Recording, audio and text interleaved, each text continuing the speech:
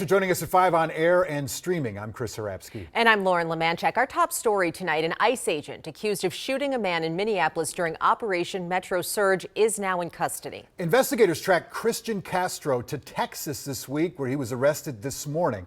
Gordon Severson's been digging into this arrest and what could come next. Gordy?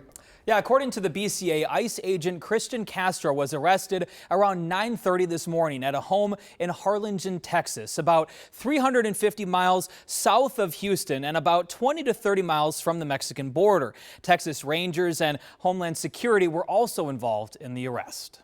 It seems pretty clear that he knew that a warrant was out for his arrest, and he certainly didn't turn himself in. What started in this video in North Minneapolis ended up in southern Texas. Minnesota BCA investigators discovered ICE agent Christian Castro was spotted in Harlingen, Texas. The agency formed a team of agents to go and get him. Hennepin County Attorney Mary Moriarty says he was arrested without any problems or injuries, and her office is now going through the process of bringing Castro back to Minnesota, where he will face a trial. We certainly believe, this should go like every normal process, and we're hoping that we see him back here in days. Castro will face 4 felonies for assault with a dangerous weapon after he fired his gun into a home where 4 adults were hiding, including Julia Sosa Solis, who was shot in the leg. Castro was also charged with falsely reporting a crime because Moriarty says he lied when he claimed he only fired his gun because Sosa Solis and another man attacked him with shovels and brooms. The video shows he was not being assaulted with a shovel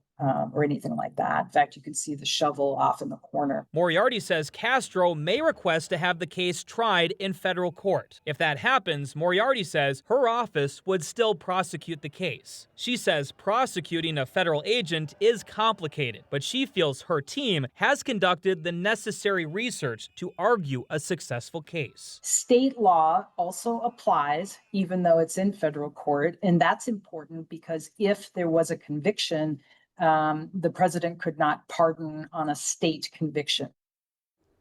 I also reached out to the Department of Homeland Security, and a spokesperson told me that they believe these charges are unlawful and it's nothing more than a political stunt. They agree that lying under oath is a serious federal offense, but they argue that the U.S. Attorney's Office should investigate these claims and decide if the agent should be fired and potentially prosecuted. Moriarty says that Sosa Solis, the man who was shot in this incident, was in the country legally. So, Gordy, we know that Castro was located at a town right near the border. Is it possible he was trying to leave the country? I did ask the BCA about that, and they say they're not sure at this time. They did say that he was located inside a home, but they're not sure if it was his home or someone that he knew. All right. Gordon Severson, thank you.